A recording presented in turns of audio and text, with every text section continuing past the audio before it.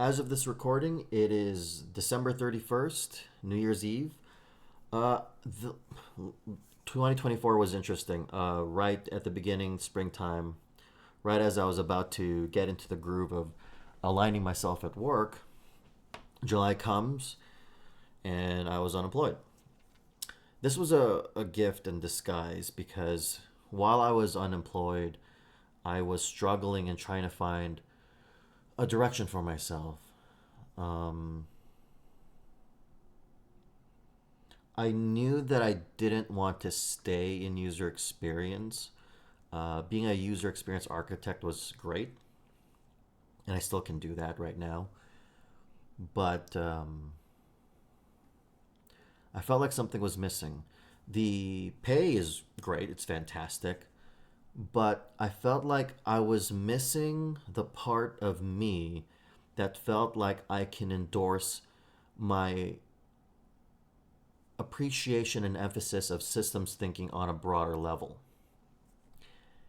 And at the same time, I was always behind reading books. I had like 60 plus books that I wanted to read, never got around to it. Um, and I still have a lot of those on my Kindle.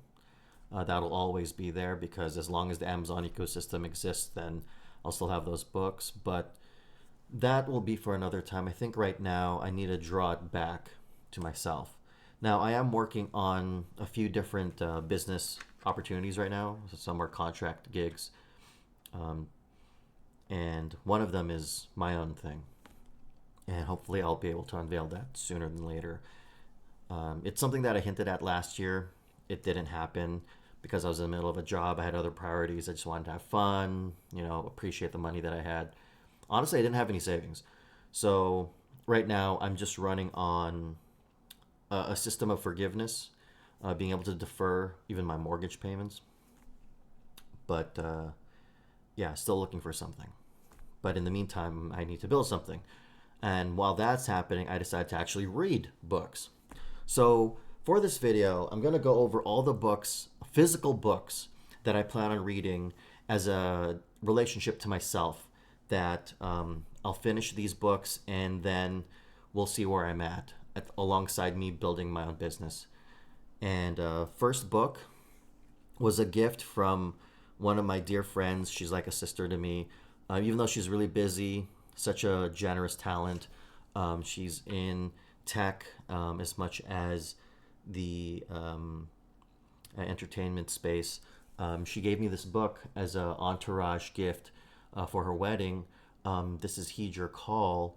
This was written by David Howitt, who is the CEO and founder of the Merriweather Group, and it's very easy read. It's like the way he like writes to the reader is like a friend sharing a story. It goes over a lot of the things that I've already known and picked up along the way, whether it's spiritual, science, mythology, and it's a lot of it's about empowering yourself and recognizing the power of coincidence and alignment and just embracing who you are as a person and your calling and stuff. And it's not that long of a read.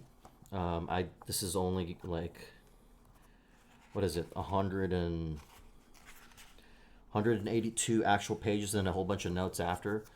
I'm almost done with this. You can kind of see that I'm maybe almost halfway through, but that's one book.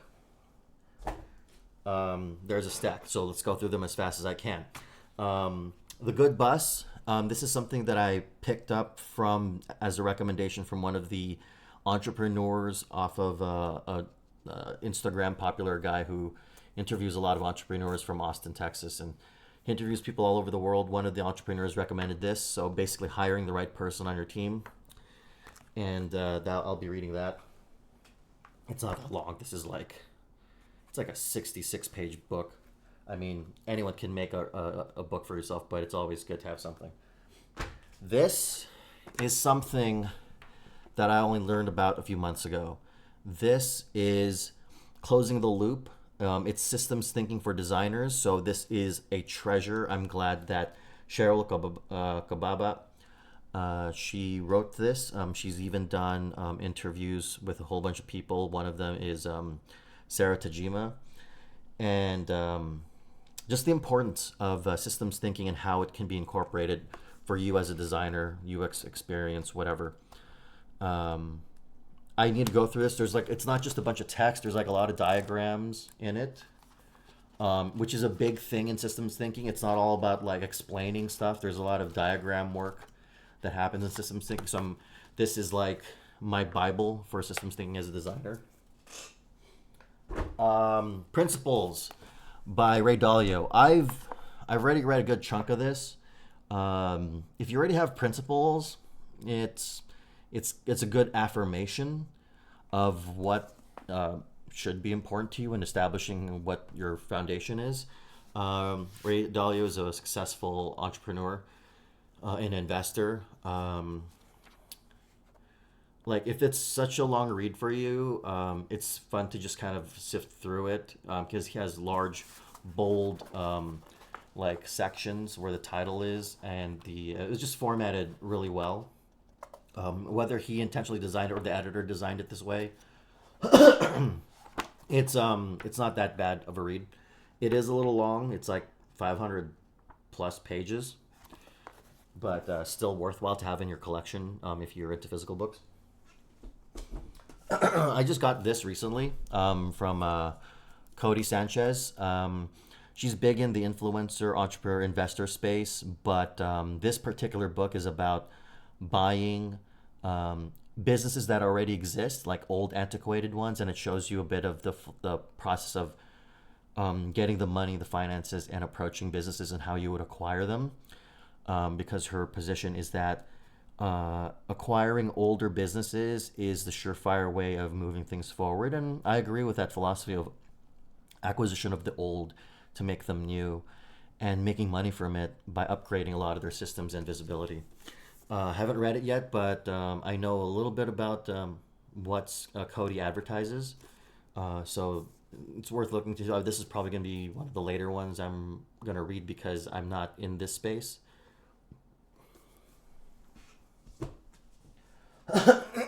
This is another of Ray Dalio's book. I just picked this up recently because I just found out about it. Changing World Order. The reason why I picked up this book is because I'm very fascinated with geopolitics and economies. And it's not because I'm such a nerd about economics and stock markets and stuff.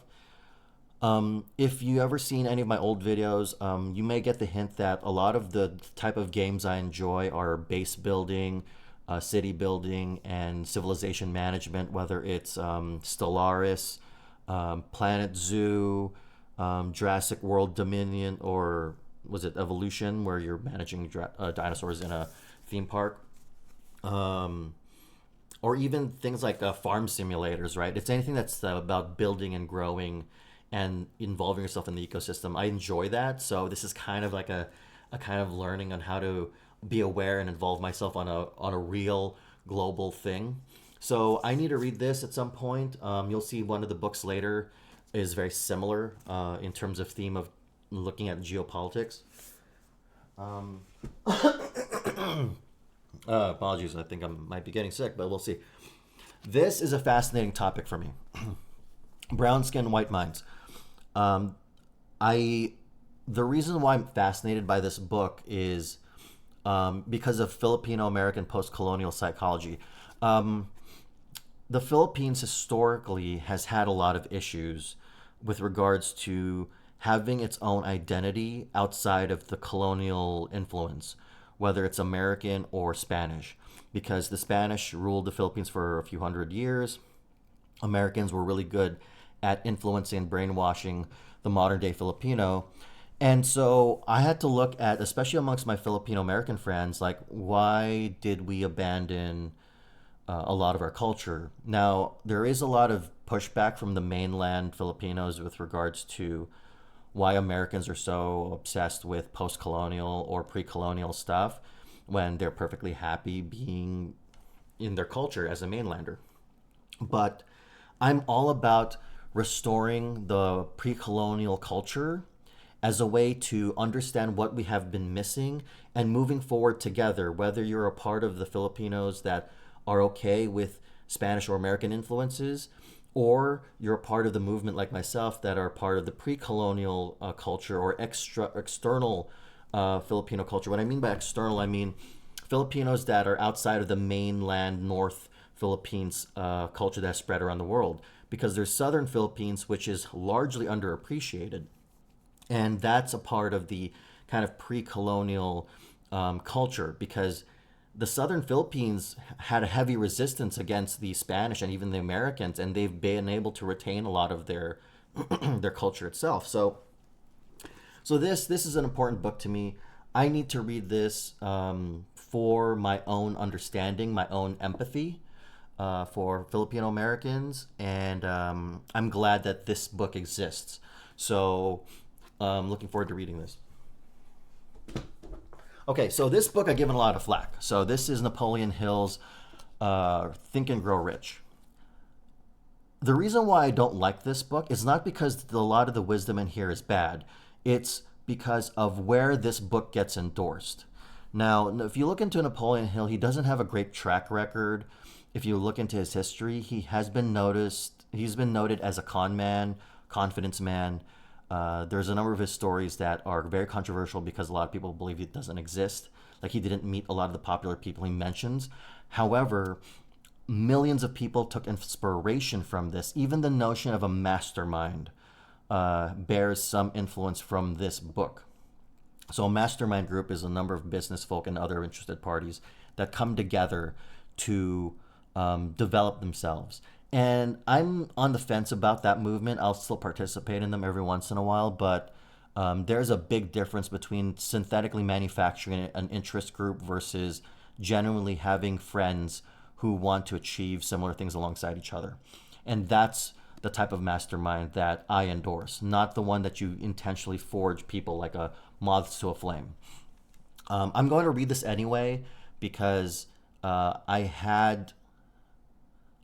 looked at some footnotes on this, and there are a lot of great wisdom to it. Yeah, I'll give Napoleon Hill a shot. I should give everyone a shot, even though I don't like the organizations which typically endorse this, which tend to be MLMs and business cults that really just want you to get stuck and give them money rather than actually support your growth endeavors as an entrepreneur. Okay, Ego is My Enemy. This is by Ryan Holiday. This is also recommended by another entrepreneur.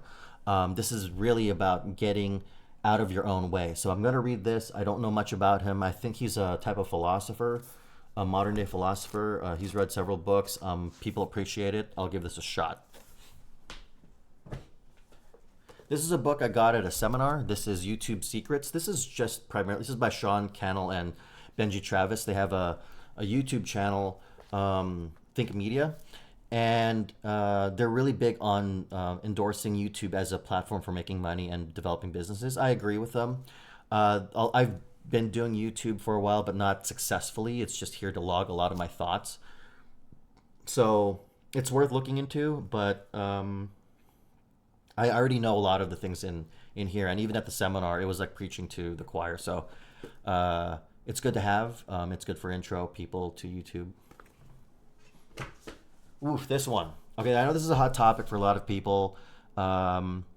This is Ex-Evangelicals. So this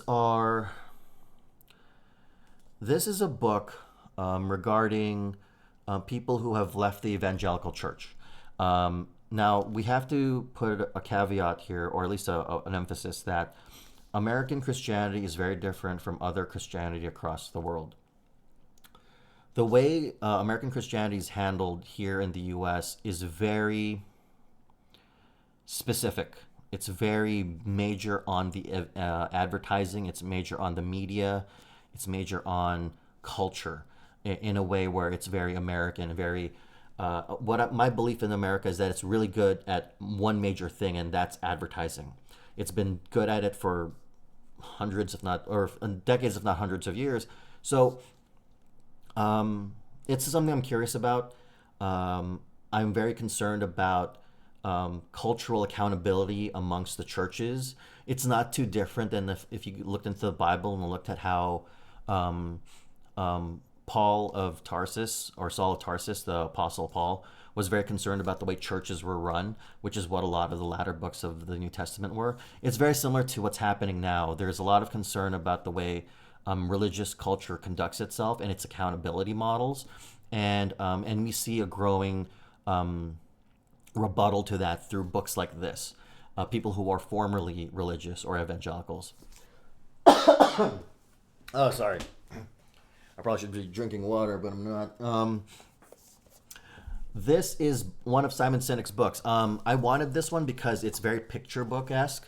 It's nice to have as a coffee table book. I love coffee table books. I just don't have too many of them.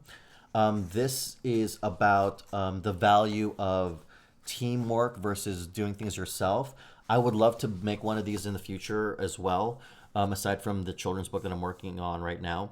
Simon Sinek, if you don't know, he's popularized on a TED Talk for Knowing Your Why, or The Golden Ratio, and Start with Why, Leaders Eat Last. This is a great book for both children and adults. Just the value of teamwork and working as a team. So Simon Sinek. This is Jose Rizal. This is one of the national heroes of the Philippines who had died by execution in the Philippines. He was known as a incredible polyglot.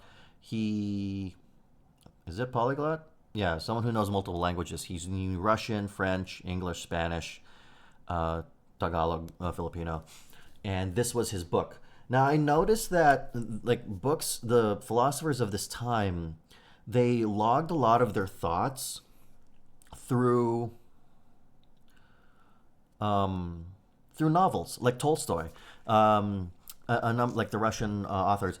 They will write out their philosophy through means of narrative works, which is amazing. I didn't know that. I thought it was going to be dry like other philosophers who just write down their thoughts and the way they view things. So when I realized that Noli Me Tangere is a novel with a philosophy in it, I was like, oh, all right, well, I guess I'll have to spend time and have the focus for this. So this is on my to-read list. Okay, so this was interesting. So Peter Zeihan, actually didn't know I had this book. I actually watch a lot of Peter Zeihan's YouTube channel because his videos are very short, and he talks about the geopolitics. Right now, I watched a recent video where he was a big endorser of really looking at where Singapore is at, and I'm a big fan of Singapore, and I'll touch on Singapore in a bit. But this one's about the end of the world is just the beginning. So he's talking about how globalization has kind of screwed things up, but it also creates an opportunity for things. I love the way he articulates himself. And again, with social geopolitics and stuff, there's always like some graphs here and there. Big fan of that visual information. So I'll get to this in a bit. This is pretty cool. I picked this up randomly at a bookstore, Barnes and Nobles. So The Power of Creative Destruction. This was a bunch of, I think this is a bunch of French essays. This is a post-COVID-19 analysis. And these are a bunch of analyses on the way geopolitical situations are leading a trend of ultimate destruction in the world. And so here's the reason why I'm into reading about systemic destruction. So in systems thinking, we always talk about how things are related, how things influence each other. What we don't always talk about is systemic collapse, or what we call catastrophe theory. Catastrophe theory exists in mathematics, but I am very curious on how systemically catastrophe theory applies itself on a global scale. And I don't know if it's just providence that I exist to care about this stuff. I could have been born in any other era, but I have a distinct interest in collapsing systems. And we're seeing it on a global scale. We're seeing many different countries fall apart. And having collected several books touching on this subject, and this one being translated to English, being composed of a variety of essays and analyses, it's both concerning and very fascinating. Okay, so this one I picked up from my anthropology friends.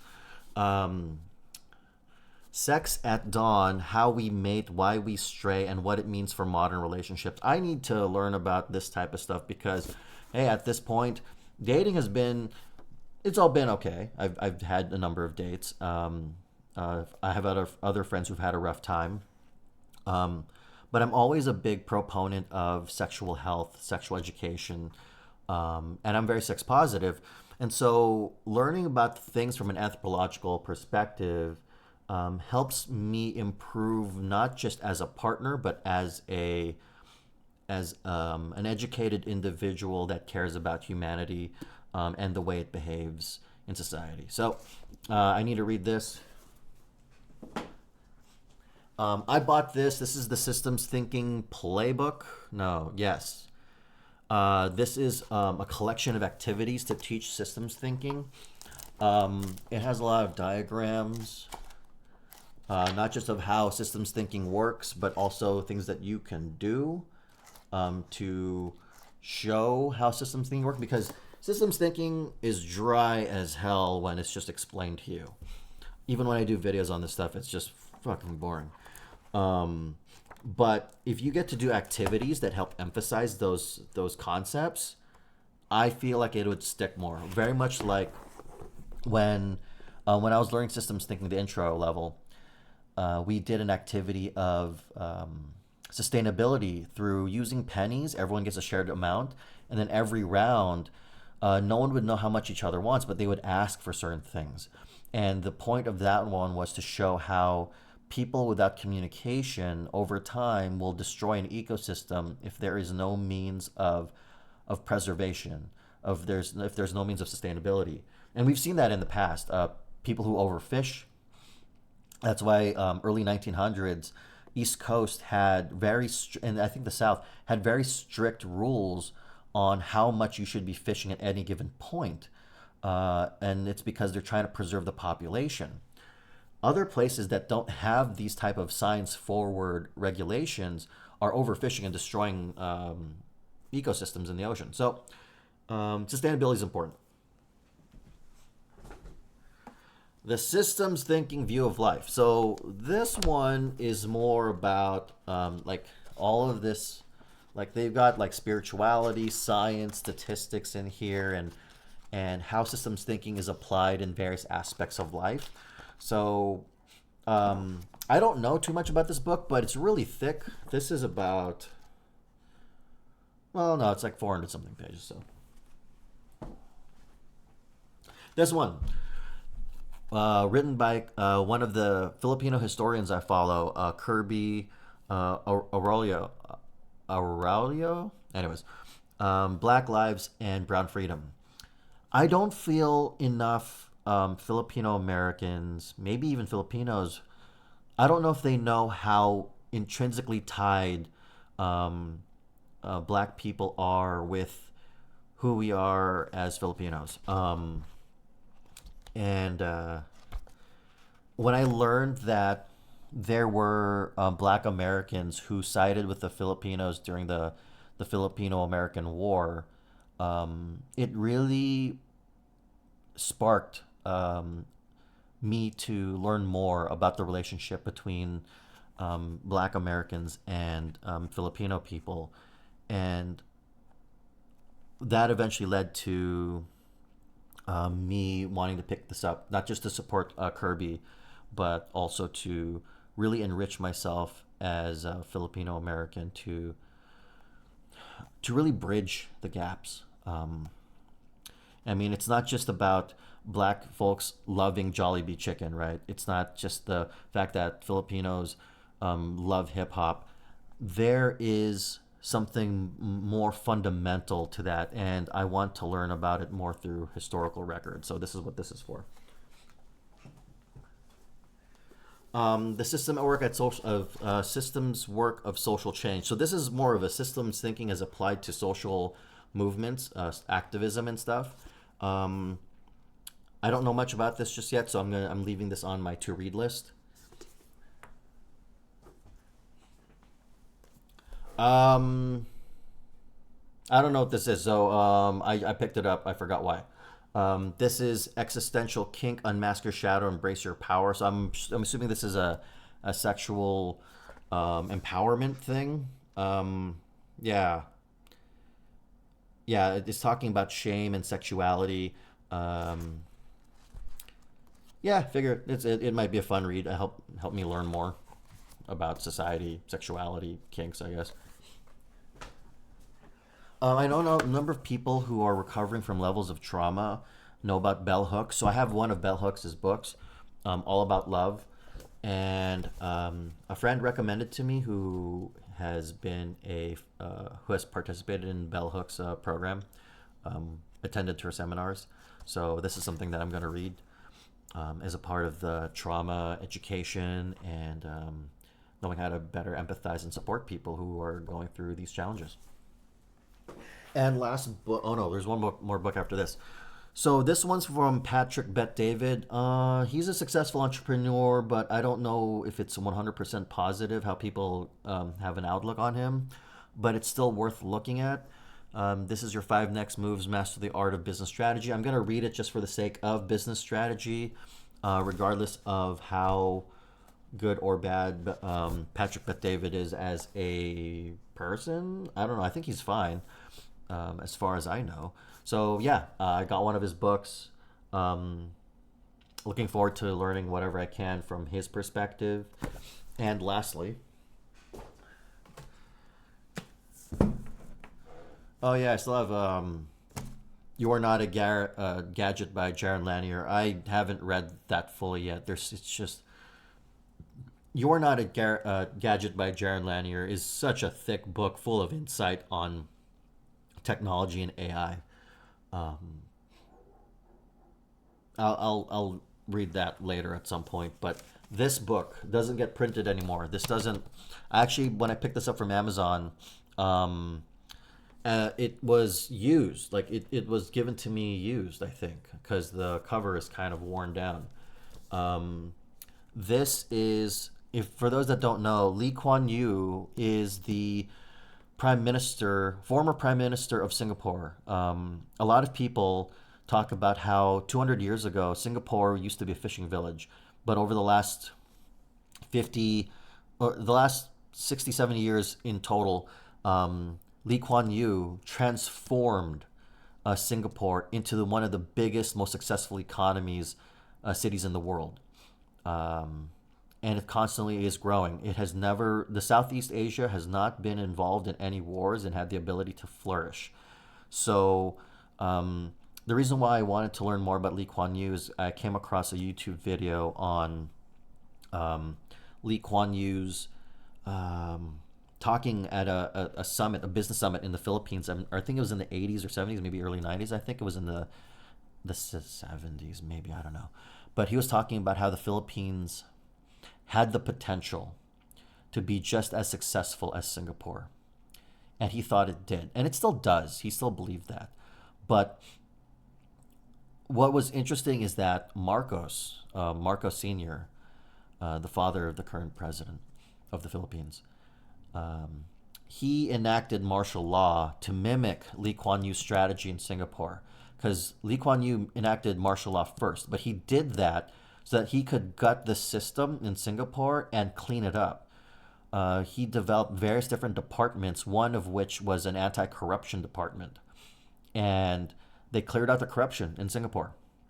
Even in the face of Americans sending spies or whomever agents to bribe Singaporeans to divulge what their economic strategy and all that stuff was, those Singaporeans just denied those agents. Like they really made sure that the Singaporeans had pride in the country that they were building for and around each other.